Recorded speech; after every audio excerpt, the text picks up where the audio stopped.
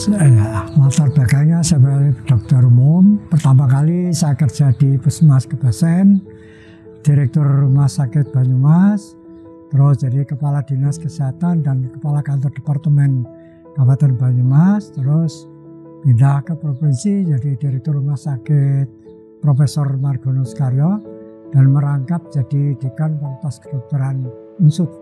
Jadi saya termasuk pendiri kedokteran Unsud. Saya memang aslinya juga sebagai petani juga. Jadi saya zaman Pak Harto dapat penghargaan di Kalpataru karena saya itu membina petani. Jadi saya mendapatkan Kalpataru sebagai pembina lingkungan.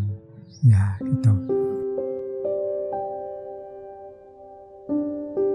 Ya, dari pengesahan undang kesehatan ini ternyata ada suatu hal yang belum optimal. Yang pertama, terutama dokter sekarang kan semuanya kan pusat semua yang jadi.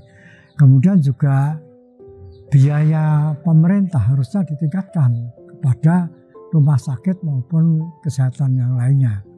Karena ada perubahan-perubahan jangan sampai ke arah bisnis gitu.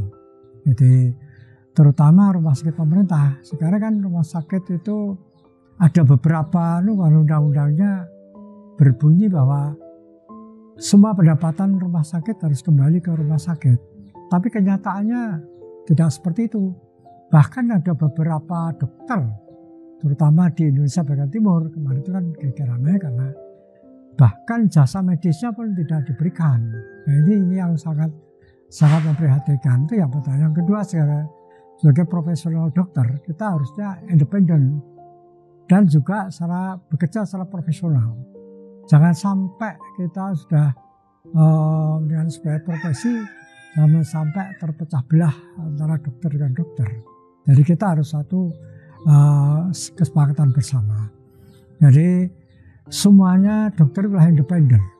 Jangan sampai kita ini bekerja terpengaruh apapun tidak bisa kita. Tidak bisa pengaruh politik, pengaruh ras, suku, agama, dan juga kepentingan tidak bisa kita.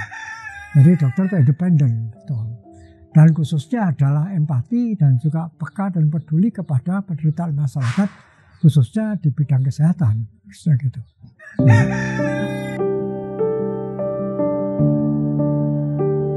Ya sekarang kita inginnya pemimpin yang dipilih oleh rakyat. Dan pemimpin itu adalah petugas rakyat, bukan petugas partai. Ya ini karena gitu akan melanggar Undang-Undang Dasar 45. Kita ini adalah yang punya kewenangan untuk memerintah presiden ya rakyat. Gitu. Jadi ini adalah makanya pemimpin harus peka dan peduli pada penderitaan rakyat. Ya, jangan sampai di pemimpin itu seenak sendiri, harus peka, peduli dan empati kepada masyarakat. Terutama kesejahteraan masyarakat itu harus kita perhatikan. Bahwa petani, nelayan, apalagi profesi dokter, advokat, dan profesi lainnya. Jadi semuanya harus merasa bahagia. Jangan sampai hidup di negerinya sendiri malah menderita. Jadi kita harus semuanya itu merasakan bahagia di negerinya sendiri gitu. Ya, gitu. Itu luar biasa, cerdas. Kita harus melihat ya, bibit, bobot, bebet. Ya. Kemudian kita lihat jejaknya, track record. Beliau cerdas, empati, dan peduli kepada masyarakat. Dan juga beliau ini religius dan nasionalis. Jadi ini jangan sampai kita terbelenggu oleh suatu keadaan. Dan kita sangat sependapat karena ini kan harapkan beliau ini jadi pemimpin yang amanah. Yang betul-betul peduli kepada masyarakat dan terutama kesejahteraan pada masyarakat.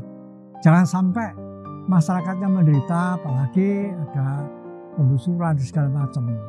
Dan kita lihat track recordnya waktu pegang, karena beliau ini akademisi, ya, pegang sebagai universitas juga termuda sebagai rektor.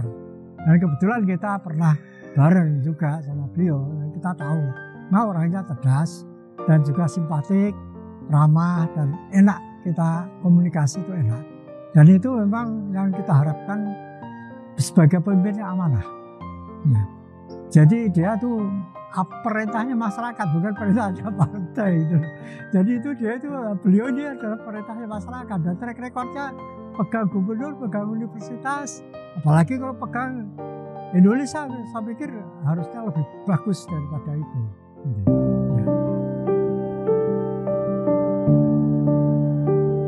Padahal ini adalah seperti tumbuh dapat tutup, ya. Tumbuh dapat tutup. Artinya itu saling melengkapi, saling mengisi. Jadi dan kemudian beliau kan sudah saya sampaikan tadi religius dan nasionalis.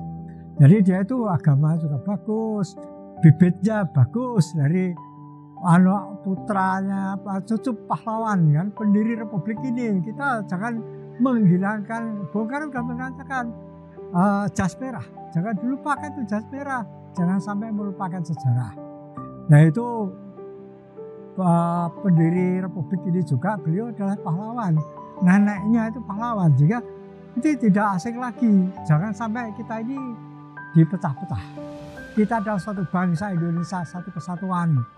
Ya, siapapun di sini tidak memberikan ras, tidak memberikan suatu profesi, tidak memberikan, semuanya adalah satu kesatuan. Jangan sampai NKRI ini terpecah belah. Dan kita harus juga bahagia di negerinya sendiri.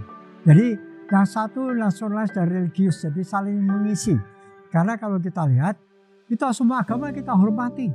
Pak Anies juga menghormati. Karena kalau saya lihat jejaknya di Jakarta, agama Buddha, agama Kristen, Katolik, Islam, semuanya dirangkul. Nah itu kan ada suatu testimoni yang luar biasa. Kita bisa mengikuti jejaknya beliau sebagai track record, itu mimpin Jakarta yang sulit itu bisa bagus dan bisa dapat penghargaan nasional maupun internasional. Yang penting penghargaan oleh masyarakat, nanti insya Allah menjadi pemimpin yang amanah. Gitu. Ya.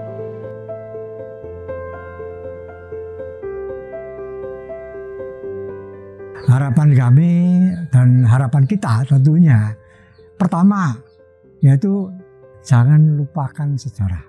Yang kedua, diutamakan kesejahteraan masyarakat. Entah itu petani, entah itu nelayan, entah itu profesi lain, entah itu pegawai negeri, semuanya itu merasakan sejahtera di negerinya sendiri.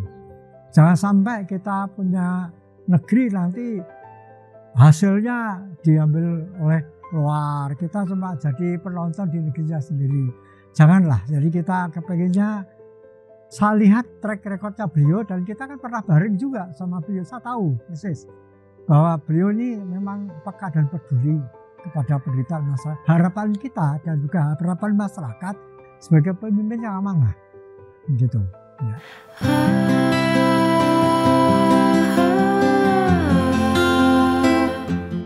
Cerdas, berwibawa, amanah, gitu. Iya, iya. Terima kasih.